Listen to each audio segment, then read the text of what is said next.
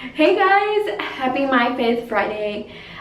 Today it's something that I guess hits home because it's something that I've realized, and I just want to honestly talk about it because I've just been getting a lot of like questions and as like people asking me for prayer because they're hurting and because they're going through a tough time. And I love whenever you guys tell me to pray for you, like honestly, because we as brothers and sisters have to pray for each other. And God does answer prayer, but it's just come to my attention that we as humans, we fear pain and we fear grief and we don't like it, and it's completely normal. I want to point out that when Jesus came to earth, when he was getting crucified, he felt pain and he didn't want to go through it either.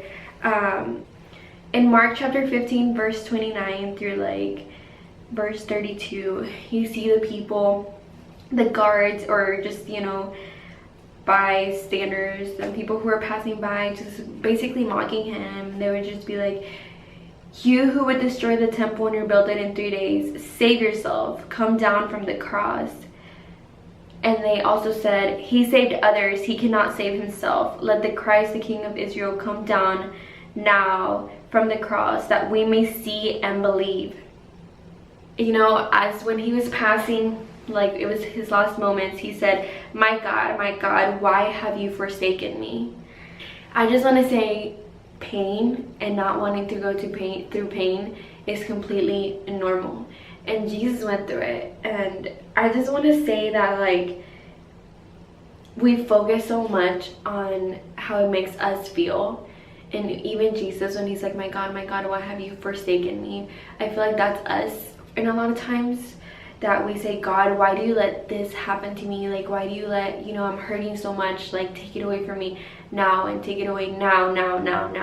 And then we get kind of just mad and we get into this rut, into like, I don't know what to do, what should I do? We just can't get ourselves to come out of that hurt. We're just so blindsided by the fact that we don't feel good and something's hurting us, and it's hurting us deeply. And it might not be physical pain, but it can be emotional pain. This is so mind-blowing to me because God just really he was just speaking to me, because as a person that I definitely will feel upset and have been through so much emotional pain, that I'm so like, wow, I'm so like shook by what God is trying to say. Give me just a moment just to put it all together. So basically, this pain is a worldly pain. You go through this because of the things of the world, and because of the flesh, and because other people might hurt you, and because you have emotions and you have feelings. And we get so caught up in our worldly lives, so caught up, and we make that our lives, when our lives should be focused on the supernatural and on the eternal purpose that God has for us. And whenever we shift that focus to pain, and I think one thing that we can all agree on is that pain is temporary and it is going to go away sometime. It has to go. It's not going to last forever. The one thing that is forever is joy, and it's the joy that God gives, and it's his mercy and his grace, and just God. He is forever, and his word will forever endure.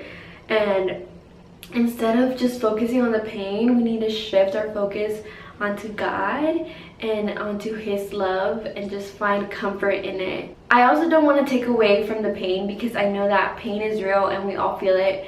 And I don't want to say, oh, just don't forget about it, because that's so much easier said than done. You are still going to feel it. But I feel like whenever you really do focus on just God and his love, it just makes it a lot easier, and he's going to do it. It's going to be a lot bearable. And I mainly want to read this story in 2 Kings, and it was just really touching my heart, and it was just kind of like focusing on whenever we are hurt, we just kind of have like a closed mind.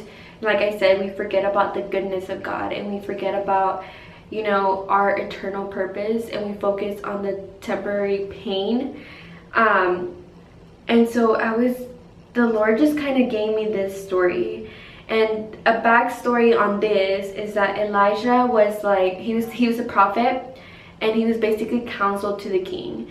And so in this, you know, time, Syria was trying to come after Israel, and Elisha kind of always knew their plans because he was a prophet, and God just kind of made them known to him. And so he would tell the king, like, don't go here because the Syrians are going here. And so the king, the Syrian king, he kind of got mad because he was like, do we have a spy here? I don't get it. Like, they always know what we're gonna do. And so his soldiers are basically like, no, it's Elijah the prophet. He's telling everything to the king, and that's what's happening. So then the Syrian king basically sends his people after Elijah, and that's where the story begins, or that's where the scripture begins. So he sent there horses and chariots and a great army, and they came by night and surrounded the city. When the servant of the man of God rose early in the morning and went out, behold, an army with horses and chariots was all around the city. And the servant said, alas, my master, what shall we do? He said, do not be afraid, for those who are with us are more than those who are with them. Then Elijah prayed and said, O Lord, please open his eyes that he may see. So the Lord opened the eyes of the young man, and he saw, and behold, the mountain was full of horses and chariots of fire all around Elijah. And when the Syrians came down against him, Elisha prayed to the Lord and said, please strike these people with blindness. And basically, you know, that the rest is history.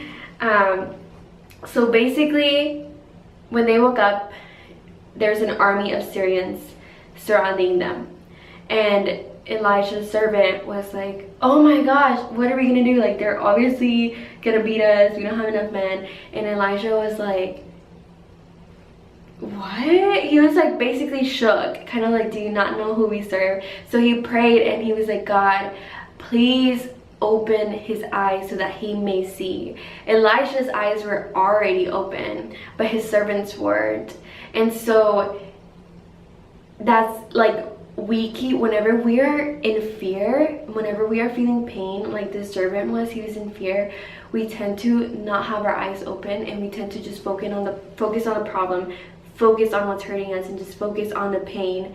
And we forget to open our eyes, to see, wow, God is fighting for us. Look at the bigger picture. Those who are with us are more than those who are not. You know, and I just want to remind you that, like, I just want you to take a moment and breathe and open your eyes to see the whole picture. And the whole picture is God and his love.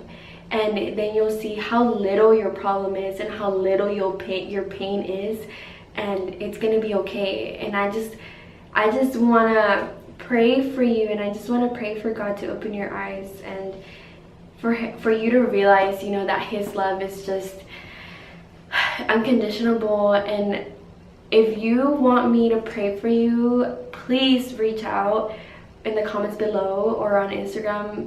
DM me. Like, I won't tell anybody. I'll just keep you in my prayers, because I just want everybody's eyes to be open and for you to realize God is for us, his love is for us. And don't focus on your worldly pain, because pain is temporary and it will pass.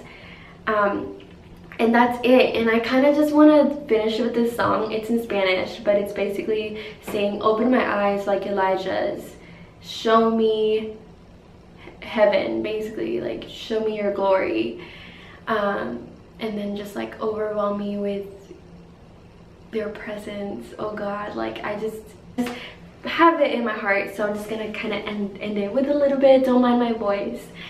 Abre nuestros ojos como Eliseo, muéstranos el cielo, muéstranos el cielo, inúndanos de tu gloria, inúndanos de tu gloria.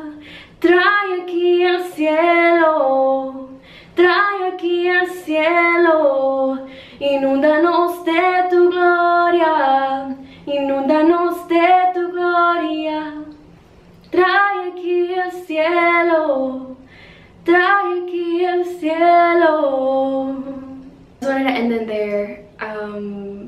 Thank you for watching, and like I said, if you really please reach out to me if you need prayer. I'm so sorry that I didn't post Tuesday's video. We kind of filmed it on Leslie's software and stuff, and so I haven't been able, you know, to like get with her and do it, but I will definitely be back on Tuesday. So I hope you guys have a good weekend. Bye.